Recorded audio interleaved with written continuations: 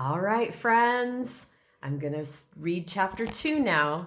Hopefully you have listened to chapter 1, done the worksheet on chapter 1, and now I'm going to start chapter 2. All right, here we go. Chapter 2. As early as March, immigrants poured into St. Joseph, and all the talk was of the coming migration.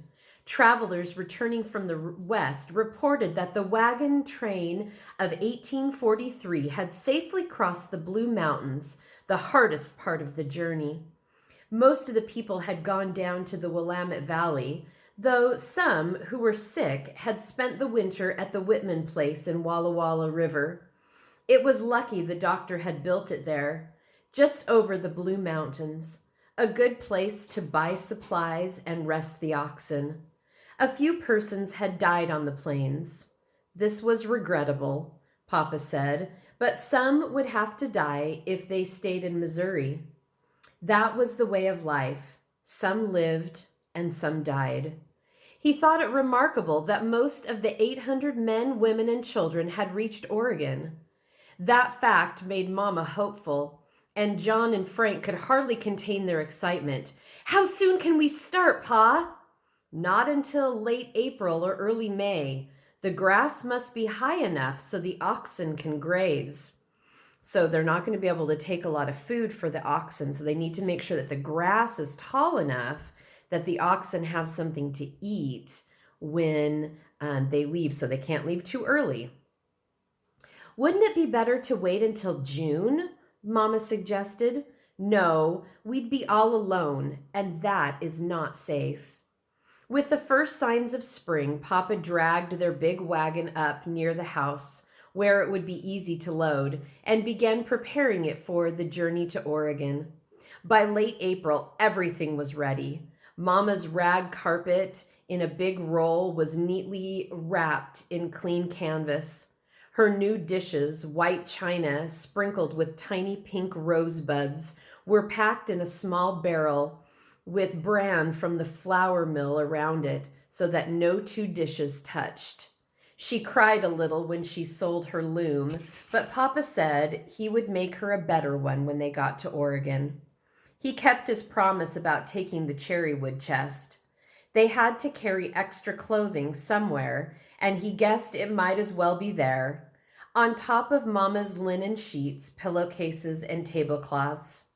He and the boys had a hard time lifting it into the wagon.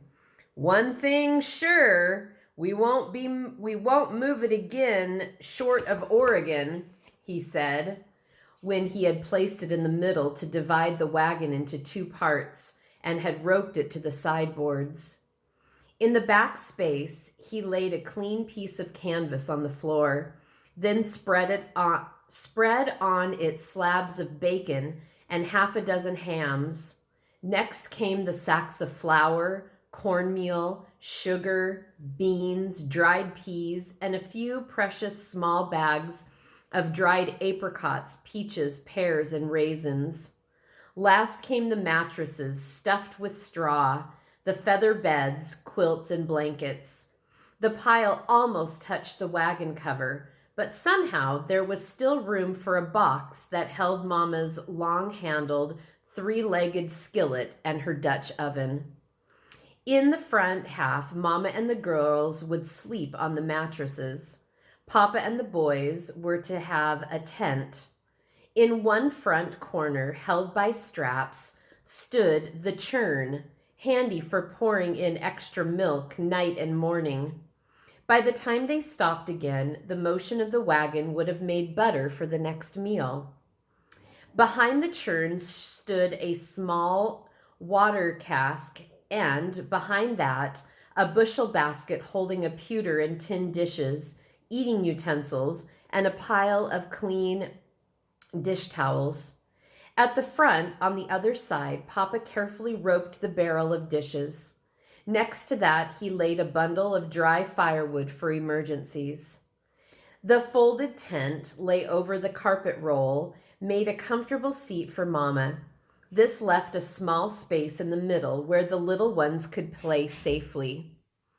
Arched hickory bows a few feet apart, supported the wagon cover. Papa had fastened hooks to the bows where the family could hang articles that might get lost or be in the way.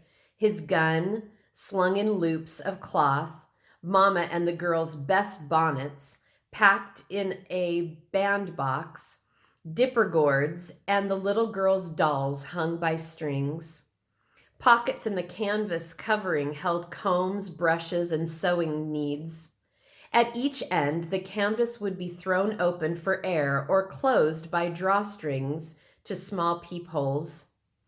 Outside the wagon body, at the front, Papa's toolbox rode on one side, the tent poles on the other.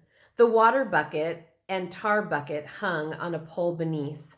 The tailgate could be let down on chains to form a small table where Mama could prepare food.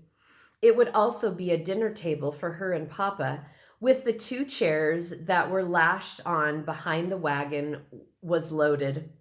Mama said the table and chairs would make her feel much more decent and civilized. The children thought it would be fun to eat sitting on the ground, like a picnic. The wagon looked very neat when it was finally loaded. They came to the last night in the little log house. As they lingered around the supper table, Mama said, "We've been so happy here, all together.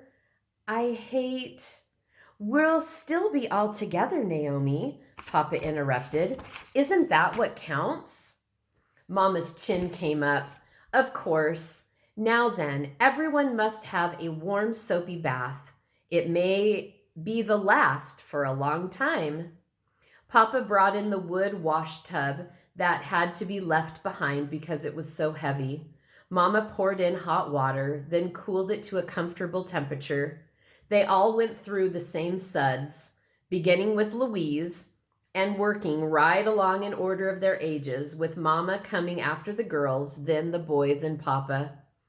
After the children were in bed, I'm going to pause that. Would you like to share bath water with your whole family? I'm not sure I would. After the children were in bed, Mama washed out their soiled underclothes in the bath water, rinsed them, and hung them on the line before the fireplace. Catherine lay awake, too excited to sleep. She heard Mama pad across the floor of her bed. Papa sat by the fireplace, mending a shoe sole. Her sisters slept beside her, the boys in the loft, all here together, snug and safe. Her throat swelled, and she felt tears on her cheek. Why should they go away when it was so lovely here? What if something should happen to Mama or Papa on the long journey to Oregon? She woke to an April morning splashed with sunshine, the sky a clean sweep, heavenly blue, the road dry and smooth. Already, wagons were beginning to pass their way to St. Joseph. "Up, everyone!" Papa called. Catherine laughed at herself for her worries of the night before. How silly she had been. Nothing was going to happen to spoil their wonderful journey. She pulled on her clean clothes and picked up Louise. "Come, baby sister, I will dress you. We're going to Oregon." The morning was half gone before they were ready, but at last everything was done. Papa helped Mama to her seat and then lifted Matilda and Louise in. Catherine and Elizabeth were allowed to run beside the wagon to gather wildflowers. John and Frank walked behind to drive the spare oxen and Bossy the cow.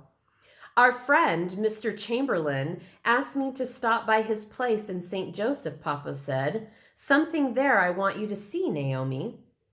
He was so mysterious about it that when he helped Mama down from the wagon, all the children tumbled after, chattering like jaybirds. Catherine clutched Elizabeth's hand as they followed the grown folk into the Chamberlain kitchen and stared in amazement at an object on the far side of the room. A large, square, black iron box mounted on 4 short legs. A black iron pipe, bigger than a man's boot, led up from the box up into a hole in the ceiling. "Is that a cook stove?" Mama's voice shook. Right, the first guess. I knew you would like to see it. I've heard of them, but I've never seen one before. Mama walked slowly around the stove, which was set out far enough from the wall so one could pass behind it.